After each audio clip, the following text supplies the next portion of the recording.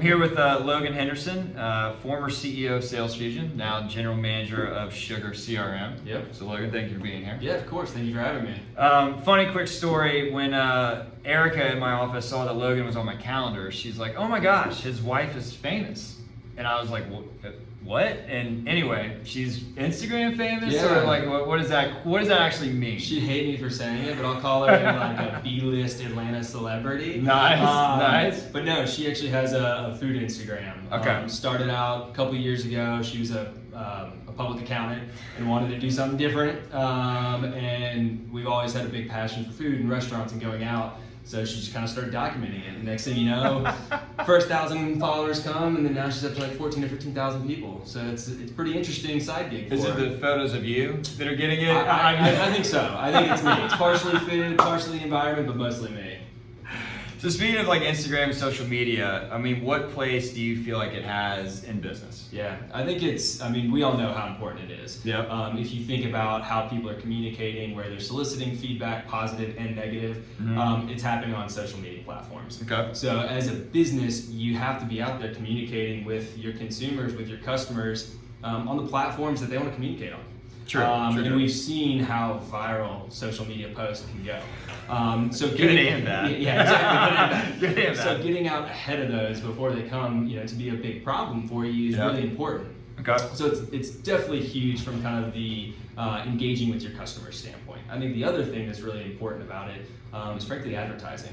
Being in the marketing technology space, we pay a lot of attention to Google advertising, to search advertising, social media advertising is very important. And whether it's Facebook or LinkedIn or Twitter, they've made it incredibly easy to go and publish campaigns, track ROI, make sure that you're getting feedback into your marketing automation, your CRM, being able to report on what's working and what's not.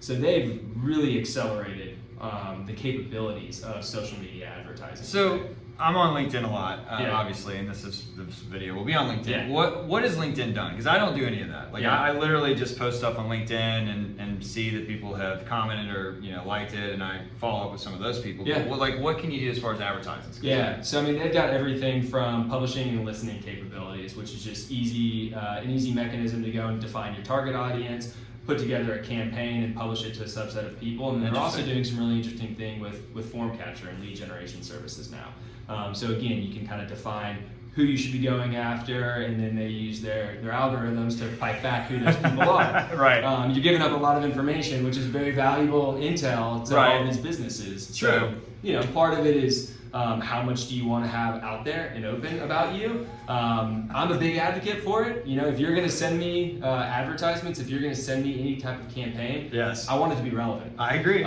So there's a lot going on in this space. But then I think one of the other big components that's really important to talk about when you talk about this going out there and your employees being advocates for your business. Yeah, that's true. If you have a network of people, whether it's 100 or 500 or 1,000, and you're able to put out content that's relevant to them from a trusted source, it's really impactful. And you think about, you put together all this content, you put it on a blog, you try and drive traffic there. Yeah. It's a very cumbersome process, and you can basically skip all those steps, use your employees as advocates, build referral marketing all through your social media management capabilities. That's awesome. Yeah. It's funny, my wife just started working at Transcend part-time, and she's helping us out with our deals. And so we use Gmail. Yeah. And so she'll be emailing me something about spa or whatever, and all of a sudden Spa Citadel's pops. She's like, what is this? They're always listening. Always listening. I have the same thing about a Samsung TV. It was like, send it to me again, discount code. And I asked my wife, I was like, were we talking about new TVs the other day? She's like, yeah, you did bring it up 3 days ago. And I was like, well, not only is Instagram listening, Amazon's also listening. So Alexa's. we got it from Alexa heard you. Yeah, I got it from every direction now.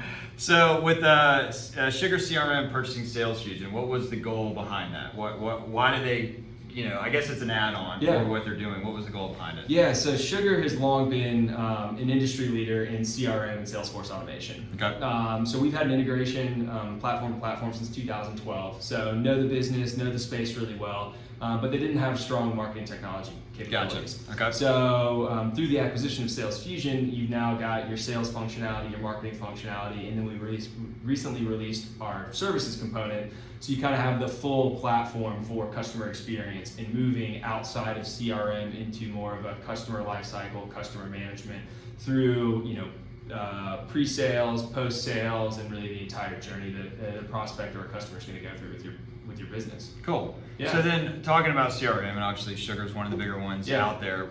When it comes to business, and you talk to clients and prospects, what's one of the biggest mistakes they do make with CRMs? Yeah, there's a lot. I'd say the number one though, if you think about the inherent flaw with CRM as kind of an easy system to pick on.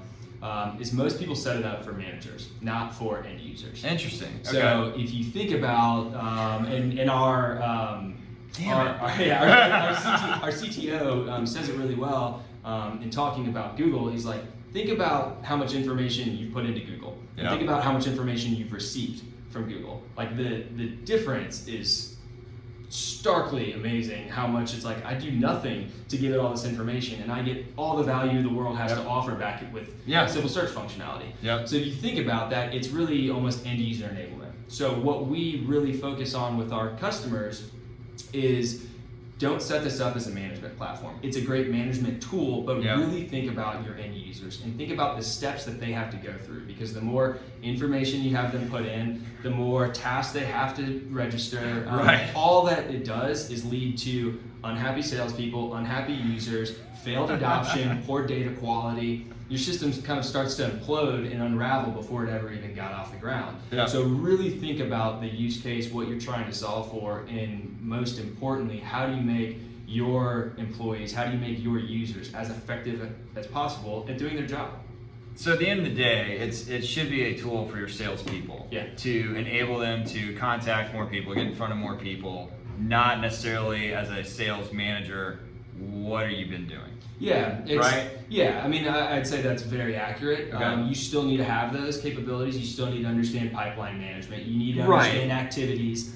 But as much as you can automate that, hence Salesforce automation, marketing automation, as much as you can set up and configure all of those tasks, whether it's sending an email and it's automatically being registered in CRM, or a call is being logged, or an appointment is being set, all those things you want to have a system of record for. But the more that you can have kind of no touch involved, and the more that you can automate the information management components, the better the adoption is going to be. And then you start to see the use cases pick up. You get better intel, you get better understanding of your ideal customer, of your sales process, and really help you kind of optimize the entire journey. Gotcha. Yeah. So do you guys get free dinner all the time? No. I wish to be part of it. Yeah. No, I used to early days. Every time I'd get, come back and I'd have whatever Sifted was producing that day. Nice, yes. And it was great. But that one fell off a little bit. I think my wife got really tired of eating it for lunch and then having to eat it for dinner. So yeah, that one stopped, unfortunately. Well, Logan, thank you for coming in, man. Yeah, of course. And hopefully this has been helpful to you guys. Yeah, appreciate it.